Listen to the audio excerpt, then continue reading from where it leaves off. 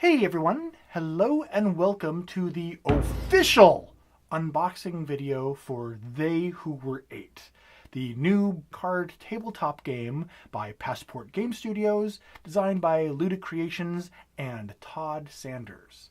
So today what we are going to do is we're going to be taking this fancy little box here and we are going to be cracking the shrink, opening it up and showing what comes inside this nice little box and why.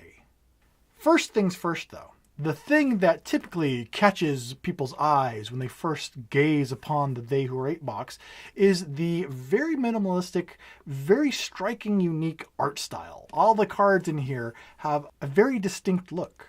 Some would say unlike anything they have ever seen. But let's not just take my disembodied voice's word for it. Let's actually open this guy up and see what we get.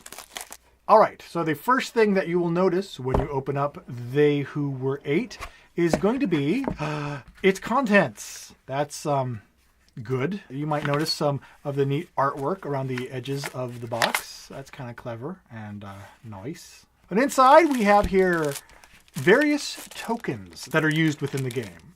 There are two colors of tokens. There are going to be 15 yellow little tokens, glass beads, that are used to track glory for your team. And there are going to be 15 purple glass beads used to track infamy. So all of those, for a total of 30 glass beads in a variety of 2 different colors, are going to be the first thing that you notice when you open up the box. Thank you for your service, glass beads. Oops, we'll just put you back in the bag as we get out the rest of the components in this box. All right, next up, we have the cards. Now, these are the larger tarot-sized cards, and these are going to be the main cards that the players are using throughout the game. Let's crack that open to give you an example of just what these are. So these are the 16 action cards that are available in the game. And on a player's turn, they're going to have 3 of them in their hand. And they're going to play one and pass one and keep one from round to round. So there's always this evolving mix of different cards in play. Curious about what some of these cards do? Well, let's find out in actually just a minute. I want to show you another component first, which this will interact with. And speaking of components we'll be interacting with, here they are. We have here several different tiles used in the game. And look, they punch out really well.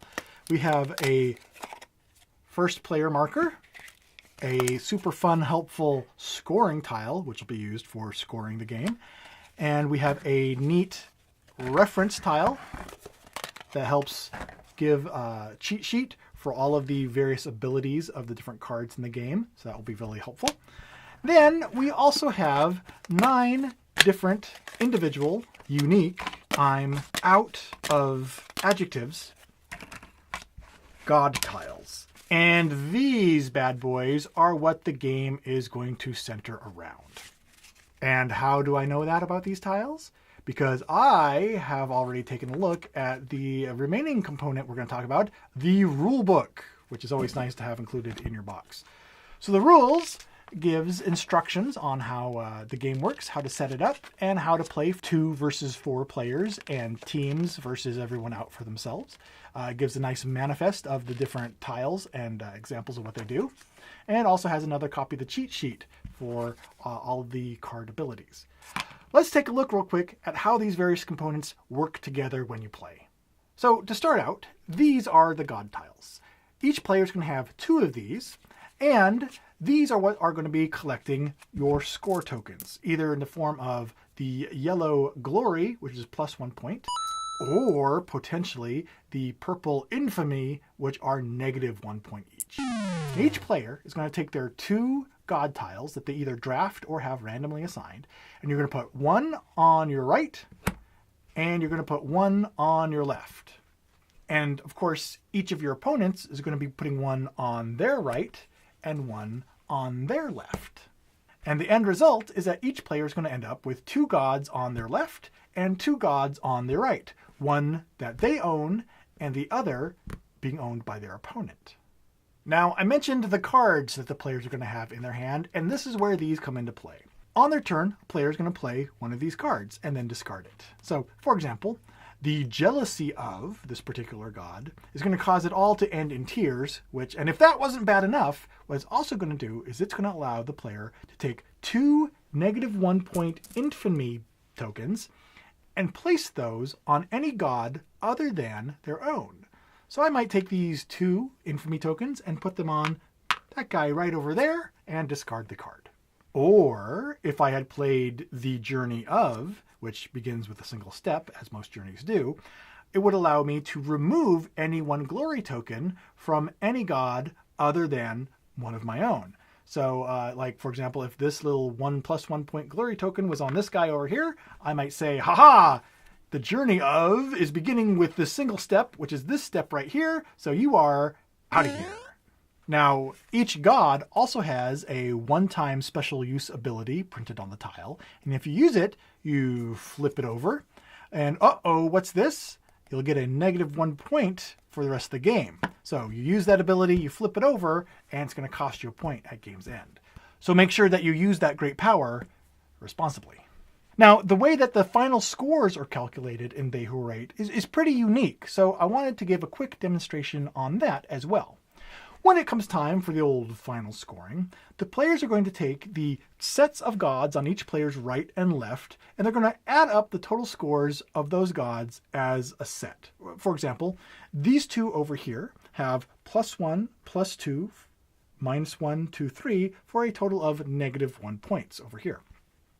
But this set has 1, 2, 3, 4, 5 positive points, -1, 2, 3, 4. So this has +1. So what you'll do is after they're all totaled up, you'll take the set that has the highest combined score, which in this case are these guys right over here. So sorry, you're out of consideration for the win. Then out of the set of gods that has the highest total combined score, you will look at them individually. And of those 2, the one with the lower score, and therefore the most selfless god, is actually the winner. So in this case, we have 1, 2, 3, 4, -1, 3 points for this one, but -2 points for this one, meaning, oh, just look at that. What a coincidence. My god would be the winner, causing me to win the adoration of all of my friends and family. So there is a look at everything that comes in the box of They Who Were 8 and how it all works together. If you have any questions about They Who Were 8 or anything else by Passport Game Studios, be sure to let us know in the comments below. Until next time, enjoy They Who Were 8.